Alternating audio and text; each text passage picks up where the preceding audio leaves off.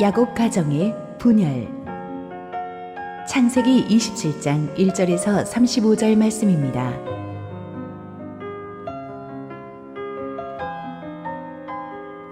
이삭이 나이가 많아 눈이 어두워 잘 보지 못하더니 맏아들 에서를 불러 이르되 내 아들아 하매 그가 이르되 내가 여기 있나이다 하니 이삭이 이르되 내가 이제 늙어 어느 날 죽을는지 알지 못하니 그런즉 내 기구 곧 화살통과 활을 가지고 들에 가서 나를 위하여 사냥하여 내가 즐기는 별미를 만들어 내게로 가져와서 먹게 하여 내가 죽기 전에 내 마음껏 내게 축복하게 하라. 이삭이 그의 아들 에서에게 말할 때에 리브가가 들었더니 에서가 사냥하여 오려고 들로 나가매 리브가가 그의 아들 야곱에게 말하여 이르되 내 아버지가 내 형 에서에게 말씀하시는 것을 내가 들으니 이르시기를 나를 위하여 사냥하여 가져다가 별미를 만들어 내가 먹게 하여 죽기 전에 여호와 앞에서 내게 축복하게 하라 하셨으니 그런즉 내 아들아 내 말을 따라 내가 내게 명하는 대로 염소떼에 가서 거기서 좋은 염소 새끼 2마리를 내게로 가져오면 내가 그것으로 내 아버지를 위하여 그가 즐기시는 별미를 만들리니 내가 그것을 내 아버지께 가져다 드려서 그가 죽기 전에 내게 축복하기 위하여 잡수시게 하라. 야곱이 그 어머니 리브가에게 이르되 내 형 에서는 털이 많은 사람이요 나는 매끈매끈한 사람인즉 아버지께서 나를 만지실진대 내가 아버지의 눈에 속이는 자로 보일지라 복은 고사하고 저주를 받을까 하나이다. 어머니가 그에게 이르되 내 아들아 너의 저주는 내게로 돌리리니 네 말만 따르고 가서 가져오라. 그가 가서 끌어다가 어머니에게로 가져왔더니 그의 어머니가 그의 아버지가 즐기는 별미를 만들었더라. 리브가가 집안 자기에게 있는 그의 맏아들 에서의 좋은 의복을 가져다가 그의 작은 아들 야곱에게 입히고 또 염소 새끼의 가죽을 그의 손과 목에 매끈매끈한 곳에 입히고 자기가 만든 별미와 떡을 자기 아들 야곱의 손에 주니 야곱이 아버지에게 나아가서 내 아버지여 하고 부르니 이르되 내가 여기 있노라 내 아들아 내가 누구냐. 야곱이 아버지에게 대답하되 나는 아버지의 맏아들 에서로소이다. 아버지께서 내게 명하신 대로 내가 하였사오니 원하건대 일어나 앉아서 내가 사냥한 고기를 잡수시고 아버지 마음껏 내게 축복하소서. 이삭이 그의 아들에게 이르되 내 아들아 내가 어떻게 이같이 속히 잡았느냐. 그가 이르되 아버지의 하나님 여호와께서 나로 순조롭게 만나게 하셨음이니이다. 이삭이 야곱에게 이르되 내 아들아 가까이 오라. 내가 과연 내 아들 에서인지 아닌지 내가 너를 만져보려 하노라. 야곱이 그 아버지 이삭에게 가까이 가니 이삭이 만지며 이르되 음성은 야곱의 음성이나 손은 에서의 손이로다 하며 그의 손이 형 에서의 손과 같이 털이 있으므로 분별하지 못하고 축복하였더라. 이삭이 이르되 내가 참 내 아들 에서냐. 그가 대답하되 그러하니이다. 이삭이 이르되 내게로 가져오라. 내 아들이 사냥한 고기를 먹고 내 마음껏 내게 축복하리라. 야곱이 그에게로 가져가매 그가 먹고 또 포도주를 가져가매 그가 마시고 그의 아버지 이삭이 그에게 이르되 내 아들아 가까이 와서 내게 입맞추라. 그가 가까이 가서 그에게 입맞추니 아버지가 그의 옷에 향취를 맡고 그에게 축복하여 이르되 내 아들의 향취는 여호와께서 복 주신 밭의 향취로다. 하나님은 하늘의 이슬과 땅의 기름짐이며 풍성한 곡식과 포도주를 내게 주시기를 원하노라. 만민이 너를 섬기고 열국이 내게 굴복하리니 내가 형제들의 주가 되고 내 어머니의 아들들이 내게 굴복하며 너를 저주하는 자는 저주를 받고 너를 축복하는 자는 복을 받기를 원하노라. 이삭이 야곱에게 축복하기를 마침에 야곱이 그의 아버지 이삭 앞에서 나가자 곧 그의 형 에서가 사냥하여 돌아온지라. 그가 별미를 만들어 아버지에게로 가지고 가서 이르되 아버지여 일어나서 아들이 사냥한 고기를 잡수시고 마음껏 내게 축복하소서. 그의 아버지 이삭이 그에게 이르되 너는 누구냐? 그가 대답하되 나는 아버지 아들 곧 아버지의 맏아들 에서로소이다. 이삭이 심히 크게 떨며 이르되 그러면 사냥한 고기를 내게 가져온 자가 누구냐? 내가 오기 전에 내가 다 먹고 그를 위하여 축복하였은즉 그가 반드시 복을 받을 것이니라. 에서가 그의 아버지의 말을 듣고 소리질러 슬피 울며 아버지에게 이르되 내 아버지여 내게 축복하소서. 내게도 그리하소서. 이삭이 이르되 내 아우가 와서 속여 내 복을 빼앗았도다. 함께 기도하시고 말씀 보겠습니다. 주님의 은혜가 큽니다. 오늘도 우리를 위해 예비하신 말씀 주실 때 부족하기 짝이 없는 종은 감추시고 오직 주님만 큰 영광 받으시옵소서. 예수님 이름으로 기도했습니다. 아멘. 하나님이 천지 창조 이후에 가장 먼저 하신 일은 사람을 만드시고 그 만드신 사람을 결혼시키셔서 가정을 만들어 주신 일입니다. 가정은 모든 국가와 사회, 조직의 근간이 됩니다. 아무리 개인적인 실력이 뛰어난 인물도 결혼을 잘못한다거나 아이를 잘못 키우게 되면 그래서 가정이 무너지면 인생이 걷잡을 수 없이 불행해지죠. 오늘날 우리가 이렇게 경제가 발전하고 좋은 나라가 된 것 같지만 붕괴되는 가정들이 너무나 많습니다. 잘 사는 집, 많이 배운 집, 심지어는 예수 믿는 집들도 얼마나 엮이는 가정들이 많은지 몰라요. 말이 부부이지 좋은 집에는 사는데 남보다 더 대화를 안 하고 부모 자녀 간에도 대화가 단절돼 있고 형제끼리 분열하고 대립하는 집안들이 교회 안에도 얼마나 많은지 가슴이 아픕니다. 오늘의 창세기 27장에 나오는 본문에도 보면 믿음의 가정도 잘못하면 분열될 수 있다는 것을 우리에게 보여주면서 흔들리고 있는 오늘날 크리스천 가정들을 바로 세우는 반면교사로 삼고자 합니다. 지난주에 이어서 오늘의 이야기에 등장하는 4명의 주인공들을 생각해 보십시오. 늙은 아버지 이삭, 아내 리브가, 그리고 정반대의 성품을 가진 아들 에서와 야곱, 쌍둥이 형제죠. 온유하고 소심한 성품의 이삭이 적극적이고 모험적인 성격 리브가와 만나 결혼했습니다. 그리고 결혼한 지 20년 만에 아이를 갖지 못하니까 아버지 이삭이 굉장히 열심히 기도해서 하나님이 기도응답으로 아이를 주셨는데 쌍둥이를 잉태하게 되었습니다. 쌍둥이가 뱃속에서부터 워낙 싸우니까 어머니 리브가가 이번에는 기도합니다. 하나님께서 주신 응답은 큰 자가 작은 자를 섬길 것이다.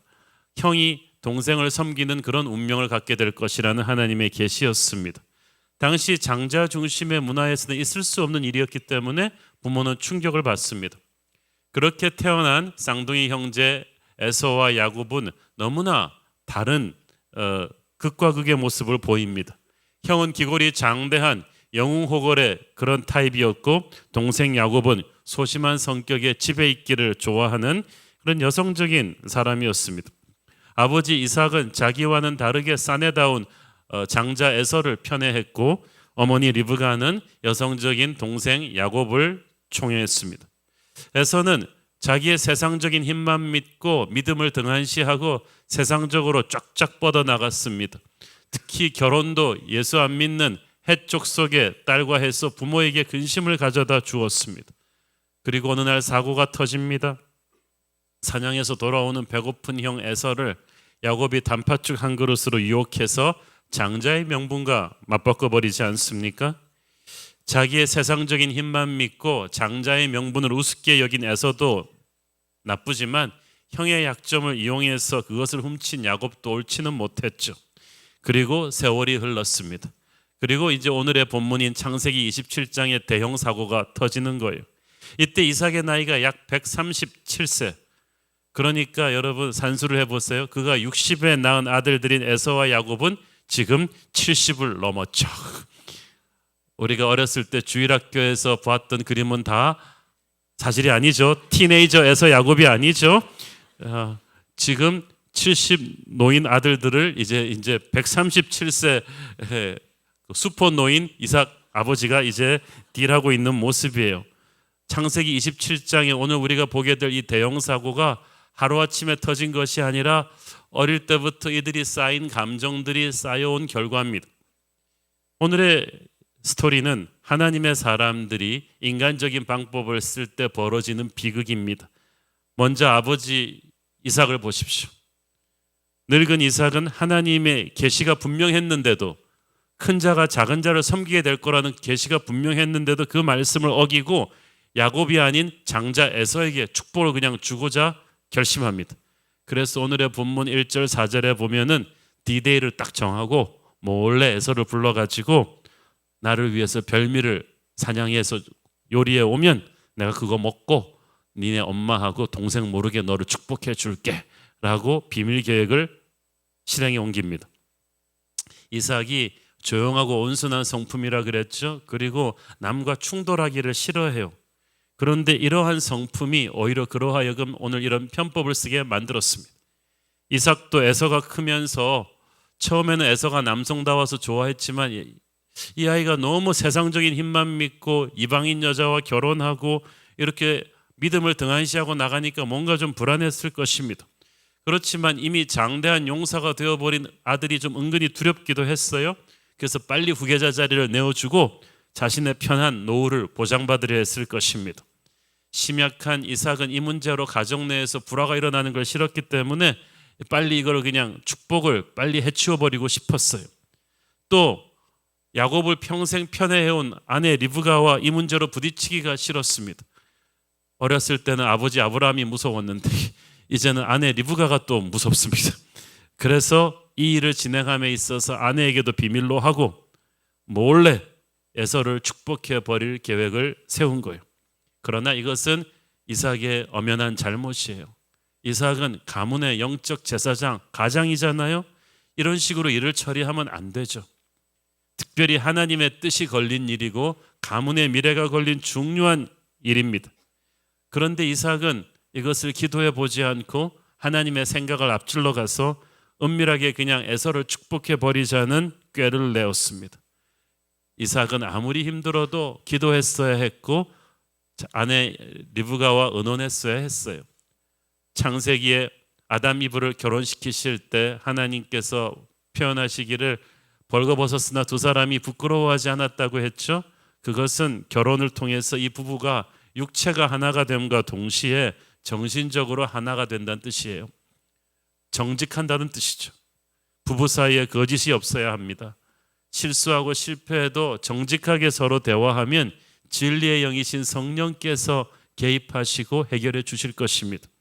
이삭도 솔직하게 자기의 고뇌를 아내 리브가와 나누고 부부가 함께 손잡고 기도했더라면 어떻게 됐을까요? 그랬더라면 하나님께서 평화롭게 이 갈등을 해결해 주셨을 것입니다. 그런데 가정의 영적 제사장이라는 이삭이 기도해 보지도 않고 아내를 속이고 계략을 짜가지고 뒤에서 문제를 어떻게 해치워버리려고 했습니다. 여러분, 하나님의 사람이 인간의 방법을 쓰면 반드시 사고가 터져요. 세상 사람들은 그래도 상관없는데 우리 하나님의 사람은 그렇게 하면 사고가 나요. 하나님이 우리를 그렇게 가만두지 않으세요.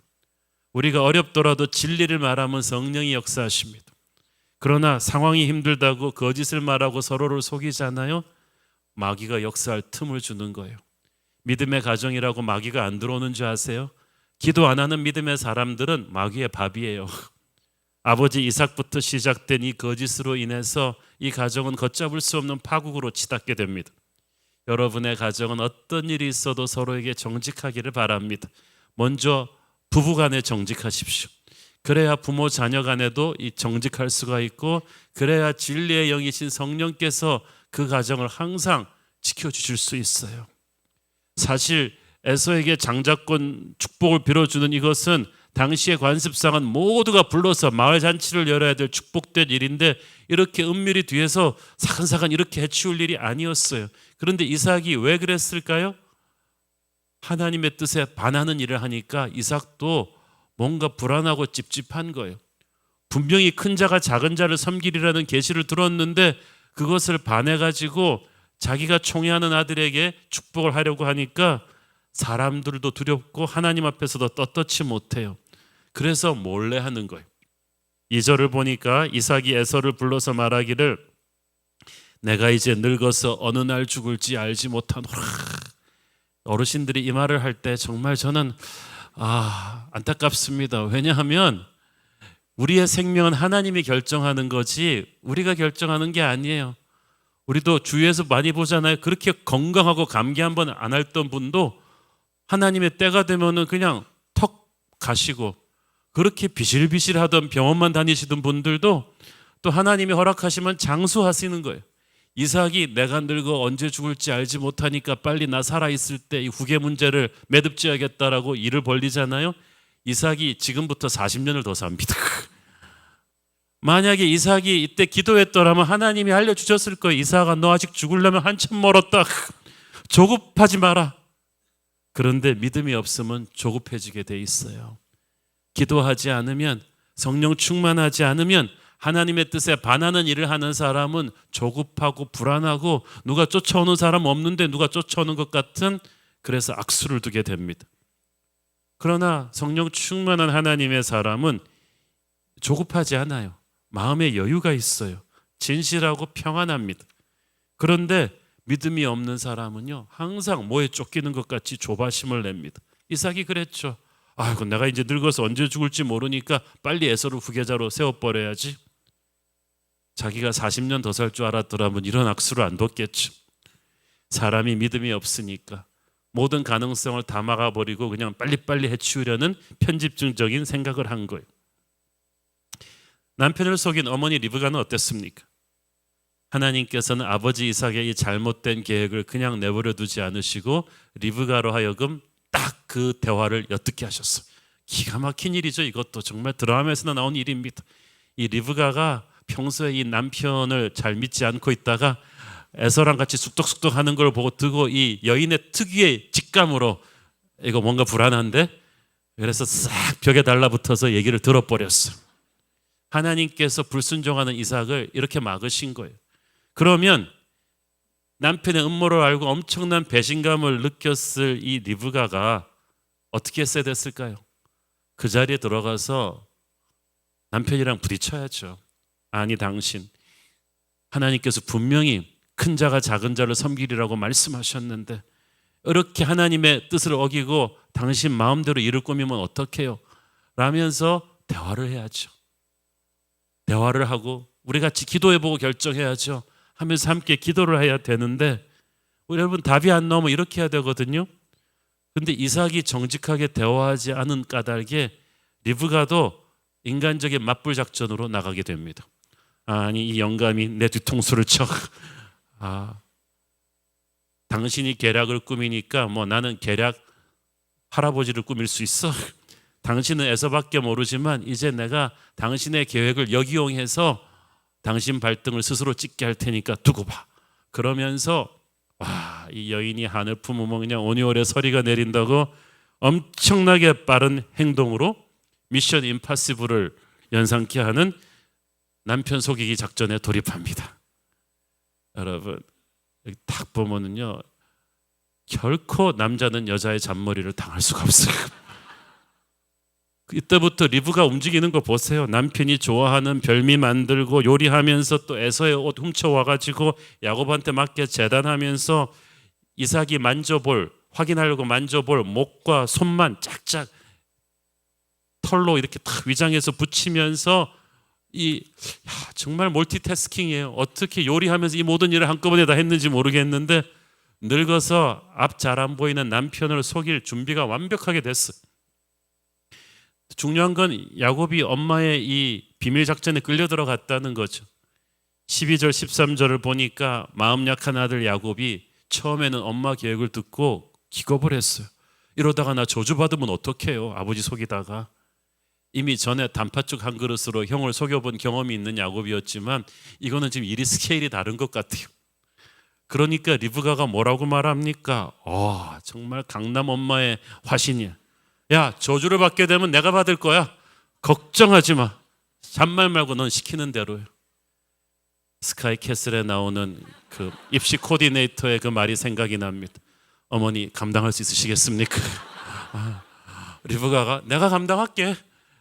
우리의 명문대만 넣을 수 있다면, 우리 애가 축복받을 수만 있다면 나는 저주를 받아도 상관없어. 문제는 리브가가 자기가 틀렸다고 생각지 않았다는 거예요. 왜냐하면 리브가 입장에서는 이건 하나님의 뜻이었단 말이에요. 에서가 아닌 야곱에게 하나님의 축복이 가는 게 하나님의 축복인데 이 뜻을 알면서도 바꾸려는 남편이 잘못된 거라고 생각했어요.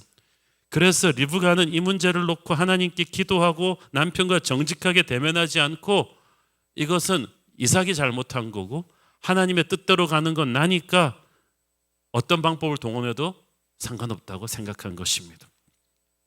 아버지 이삭이 잘못된 방법으로 하나님의 뜻을 어기려 했다면 어머니 리브가는 잘못된 방법으로 하나님의 뜻을 행하려고 했던 게 이게 문제예요. 남편이 자기를 속였으니까 자기도 속여도 상관없다고 생각했어요.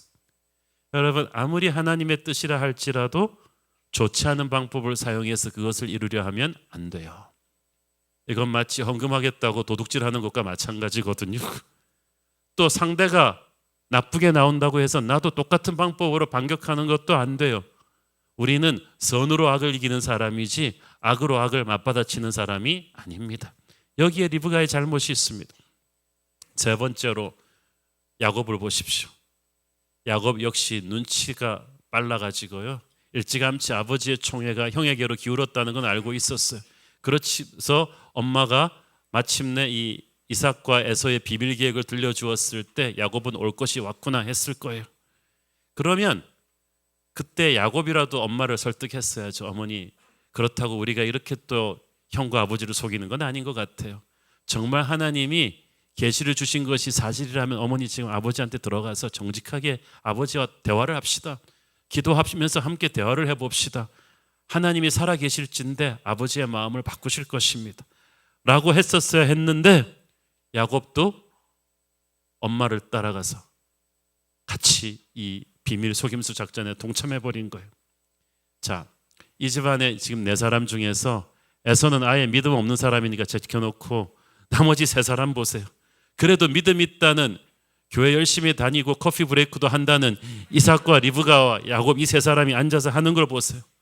실제 삶에서는요, 각자 하나님의 뜻을 다른 방향으로 해석하는 거예요. 이기적으로 해석하는 거예요. 이러니까 가정에 어려움이 생기는 거예요. 여러분, 예수 믿는 가정에서요, 각자가 하나님의 뜻을 해석하는 입장이 다를 때 어떻게 해야 돼요? 함께 대화하고 기도해야 돼요. 하나님이 조율하실 수 있도록 영적인 문을 열어야 되는데 이 3사람은 그렇게 하지 않았어요. 서로 의심했어요. 서로에 대한 감정과 분노가 너무 크고 불신이 너무 크니까 대화도 안 하고 기도도 안 해서 어려움이 더 큰 어려움을 불러버린 것입니다. 이 3사람의 문제는 하나님의 뜻이 하나님의 방법대로 이루어질 것을 확신하지 못했다는 것입니다. 그래서 전부 다 조급하게 무리수를 뒀어요. 아버지 이삭은 하나님의 뜻을 알았지만 거기에 동의하지 못해서 하나님의 뜻이 아닌 장자에게 몰래 빨리빨리 이 축복을 넘겨주려고 했고, 어머니 리브가는 하나님의 뜻을 알면서도 그것을 역행하는 남편을 신뢰하지 못했고, 그래서 가만 놔두다가는 야곱이 축복을 잃고 말겠구나라고 지레짐작해서 인간적으로 움직였죠. 이건 내가 하나님을 도와드려야 될 일이야. 어머니 리브가는 하나님이 어떤 방법으로든 궁극적으로 야곱에게 축복을 주실 것이라는 것을 믿었어야 했어요. 여러분, 하나님이 주신 약속을 믿는다면 하나님이 그 약속을 이루실 분임도 믿어야만 합니다. 그런데 많은 사람들이 약속을 믿으면서 그게 불안하니까, 기다리기 조급하니까, 경쟁자가 너무 많은 것 같으니까 자기가 움직여요. 그래서 하나님이 축복의 정도로 주려고 한 그것을 너무나 고통스럽게 받을 수밖에 없게 만들어 버리는 거야. 행동적인 리브가는 하나님을 기다리지 못했습니다. 연약한 자기 아들, 자기가 나서서 챙겨주지 않으면 아무도 안 지켜줄 거라고 생각했는데, 리브가는 야곱이 자기 아들이기 전에 하나님의 아들임을 믿지 못했어요. 그래서 하나님을 도와드리려고 자기가 나선 거예요. 이 중에 리브가 성향이 있는 예수 믿는 극성 엄마들, 오늘의 스토리에서 깊이 배우시길 바랍니다. 자녀 문제에 부모가 너무 나서서 모든 것을 다 해주려고 하면요, 하나님이 개입하실 틈이 없어져요. 어떤 엄마는 맞선 보러 나간 자녀도 전화 카톡으로 코치를 해요. 어떤 엄마는 애가 의대 다니고 법대 다니면 뭐요? 계속 전화로 코치하고 담당 교수한테 전화하고 자기가 나서서 아이의 앞길을 정리해 주려고 합니다. 여러분, 그 아이의 앞길은 주님이 정리하십니다. 여러분이 그 아이를 잉태하기 전부터, 만세 전부터 하나님이 그 아이를 향한 계획이 계셨어요. 하나님이 그 아이를 사랑하시고 하나님이 그 아이를 더 잘하시기 때문에 부모는 어느 시점에서 하나님이 개입하시도록 물러서야 돼요. 그래야 하나님께서 이 아이의 인생을, 우리 부모가 잡고 있었으면은 여기까지밖에 못 갈 아이를 여기까지 올리시는 거야. 요셉이 야곱의 품에 있을 땐 여기까지밖에 없었는데 하나님이 붙잡으시니까 여기까지 올라가잖아요. 사랑하는 여러분, 하나님이 여러분 아이의 인생을 장악하실 수 있도록 물러서는 법을 배우십시오. 혹자는 이렇게 말합니다. 야, 리브가가 이삭을 속여서라도 야곱을 위해 축복을 뺏어주지 않았으면 어찌 될 뻔했어. 꼼짝없이 에서에게 축복이 갔을 것이고, 그러면 하나님의 뜻이 좌절됐을 거 아니야? 결국은 리브가가 해낸 거 아니야? 그렇지 않습니다. 여러분, 리브가가 이때 나서지 않았더라도 하나님께서는 어떻게든 하나님의 뜻을 이루셨을 거예요. 하나님이 분명히 큰 자가 작은 자를 섬기겠다고 선포하셨으면 그걸 이루실 분이잖아요. 예를 들어서 에서가 가져온 별미를 먹으려는 순간, 그 순간 성령의 감동으로 이삭이 회개했을 수도 있죠. 이거는 아니구나. 이거는 하나님의 뜻이 아니구나. 하나님은 항상 우리가 모르는 방법으로 역사하실 분이십니다. 하나님의 뜻을 확신할진데 그 뜻을 이루는 과정도 하나님에게 온전히 맡기십시오. 여러분이 나선다고 될 일이 안 되고 안 되는 일이 되는 게 아니에요. 하나님이 여러분에게 약속하신 건 아무리 경쟁자가 많고 아무리 힘들어 보여도 반드시 하나님이 이루실 것이다 라는 확신을 가지고 마음의 여유를 가지십시오. 그 다음에 야곱을 생각해 보십시오. 어차피 하나님이 예비하신 축복은 그를 위한 것인데, 어차피 야곱이 잘나서 선택받은 것도 아닌데 야곱은 앉아서 하나님의 역사를 기다리지 못했어요. 그래서 어렸을 때도 형한테 사기쳐가지고 단팥죽으로 장자의 명분도 뺏고, 한 번 속인 거 두 번 못 속이겠어요. 그렇게 하지 않아도 받을 수 있었던 하나님의 축복을 형을 속여가지고, 아버지 속여서 받은 까닭에 두고 대가를 치르게 되잖아요. 야곱은 하나님의 살아계심에 대한 확신이 부족했어요. 뭐로 가도 서울만 가면 된다고 생각했는데 절대 그렇지 않습니다. 여러분, 하나님의 뜻일진데 반드시 하나님의 방법을 따라가야만 합니다. 오늘날 하나님의 뜻을 인간적인 방법으로 이루려다가 시험 들은 크리스찬들 얼마나 많습니까?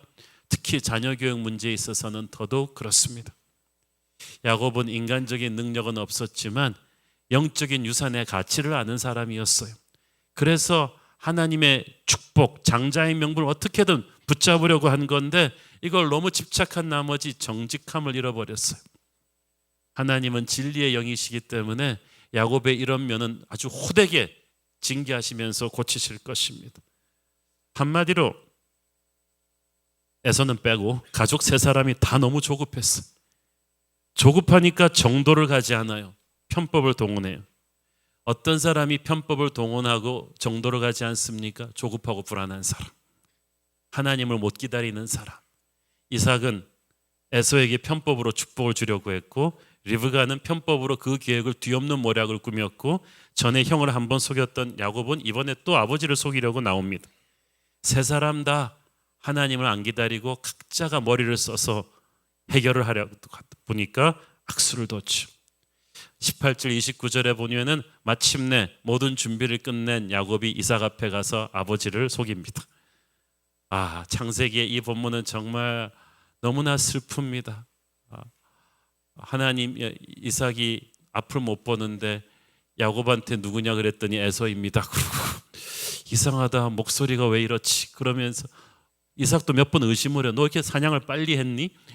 그리고 목소리가 왜 이렇게, 언제부터 네가 하이 테너였니? 그러다가 그런데 또 만져보니까 이것을 예상한 리브가의 계략으로 또 이게 다 털이니까 피부는 에서인데 목소리는 야곱, 이게 이상한데. 그래서 너 에서 맞니? 그러니까 맞습니다. 이렇게 해서 이삭은 야곱에게 엄청난 축복을 빌어줍니다. 그 축복의 내용은 우리가 다음 주에 다룰 것입니다. 그리고 나서 야곱이 빠지자마자 에서가 사냥 갔다가 돌아와서 모든 것이 들통난 거예요. 이때 33절에 보니까 모든 사실을 알게 된 이삭이 심히 떨었다고 되어 있죠. 이삭은 야곱과 리브가를 향한 배신감에 떤 게 아니라 살아계신 하나님에 대한 두려움 때문에 떨었어요. 분명히 하나님이 주신 계시를 자기가 꾀를 써서 뒤집으려고 했는데 결국은 하나님 말씀대로 되어버렸잖아요. 그래서 이삭은 자기를 속인 리브가와 야곱에 대한 분노보다는 이 모든 것이 처음부터 하나님의 말씀을 거역하려고 했던 자기에게 있다는 것을, 책임이 자기에게 있다는 걸 깨달은 거예요. 이건 내가 단초를 제공했구나. 이래서 이 가정은 이제 폭풍 같은 소용돌이 속으로 들어가게 됩니다. 오늘의 스토리에서 우리는 무엇을 배웁니까? 믿음의 가정도 함께 예배하지 않을 때 엄청난 비극으로 휘말릴 수 있다는 것을 배웁니다. 에서가 제일 안타까워요. 이 집안의 장자인데 오늘의 스토리에서 역할이 없어요. 나중에 와가지고 뒷북치는 것밖에는. 오늘날 많은 믿음의 집안에서 에서 같은 자식들이 있어요. 세상적으로는 잘 나가는데 믿음이 없으니까 행동하고 결정하는 게 세상 사람과 똑같으니까 하나님의 역사에서 에서는 빠져 있어. 아무것도 기여를 못하잖아요. 세상의 역사는 에서를 영웅으로 기억할지 몰라도 하나님은 에서를 하나님의 역사에서 지워버렸어. 하나님의 사람도 믿음이 없으면 그렇게 돼요. 이삭은 에서에게 하나님의 축복을 주기 전에 축복을 받을 만한 믿음을 주었어야 했어요. 여러분, 자녀에게 하나님의 축복만 달라고 기도하지 말고 이 아이가 축복을 받을 만한 믿음의 그릇이 되도록 그렇게 신앙을 전수하셔야 돼요. 이 아이가 믿음 없이 성장하면 에서처럼 세상적으로 잘 나가지만 가정이 망가지고 인생이 망가지게 될 것입니다. 우리는 자식에게 돈이 아닌 믿음의 유산을 줘야만 해요. 그리고 이삭과 리브가, 야곱, 믿음이 있다는 이 세 사람이 하나님의 뜻을 너무나 비열한 인간적인 방법으로 이루려 했다는 것은 가슴 아픈 일입니다. 그들은 각자의 하나님을 믿었지 함께 모여 말씀을 나누고 기도할 줄 몰랐어요. 여러분, 신앙도요, 자기를 위한 신앙을 가지면 곤란합니다. 공동체적인 신앙을 가져야 돼요. 나만의 하나님이 아니에요. 리브가는 에서만의 하나님이 아닌, 야곱만의 하나님이 아닌, 이삭만의 하나님이 아닌 그들 모두의 하나님을 보았어야만 했어요. 어떻게 그렇게 할 수 있습니까? 함께 기도함으로, 함께 정직하게 대화함으로, 함께 주의 이름을 부르며 예배함으로 그럴 수 있었어요. 이 부부가 처음에는 안 그랬거든요. 아이 없었을 땐 아버지 이삭이 기도해서 아이를 잉태하게 되었고, 아이들이 뱃속에서 싸울 때는 어머니 리브가가 기도해서 계시를 들었는데, 정작 이제 장자 승격권 문제로 정말 중요한 결정을 해야 될 때는 두 부부가 기도하지 않았어요. 인간적으로 판단하고 움직인 거예요. 자기 욕심을 채우려고 한 거예요. 하나님의 뜻을 이용해서.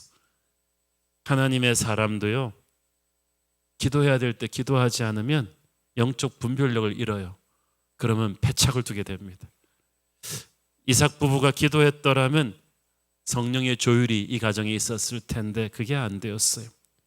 기도하지 않고 결정하는 이삭 같은 영적인 가장은 더 이상 권위가 없었어요. 어머니 리브가와 아들 야곱도 가장인 이삭의 권위를 꺾기 전에 기도했었어야만 했어요. 그런데 그렇게 하지 않으니까 사단이 나는 거예요. 이 믿음의 가정에 정말 중요한 때 믿음의 공통 분모인 예배가 없었다. 이것이 비극입니다. 그러니까 서로 진실하게 성령 안에서 대화하는 법을 몰랐죠. 그저 서로의 동기를 의심하고 불안해하면서 각자 나름대로 살 길을 도모하다가 사고가 터졌어요. 오래전에 가수 하덕규 씨가 부른 가시나무라는 노래 가사를 저는 아직도 기억하고 있습니다. 내 속에 내가 너무나 많아 당신의 쉴 곳이 없네. 내 속엔 내가 어쩔 수 없는 어둠 무성한 가시나무 숲 같네. 우리 안에는 가시나무의 가시 같은 우리의 자아가 너무나 세게 옛사람의 죄와 아집으로 움켜진 그 가시들이 너무나 많아요. 상처투성이에 우리 모두가. 이삭과 리브가 야곱 세 사람 다 상처가 있었어요. 이삭은 너무 카리스마적인 아버지 아브라함으로부터 눌린 그런 두려움의 상처가 있었고, 리브가는 남편을 불신하는 그 상처가 있었고, 야곱은 1인자 형에게 항상 눌리는 이 막내의 열등감이 항상 있었어요. 그런데 그 각자 자기 상처가 있는데 이 상처를 가지고 하나님 앞에서 기도하고 예배하면서 치유를 받지 않고 그 상처 그대로 수십 년씩 가지고 있다가 이게 결정적인 순간에 나쁜 방식으로 표출이 된 거예요.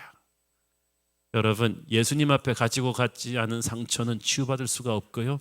치유받지 않은 상처는 트라우마가 되어서 우리의 영혼을 병들게 합니다.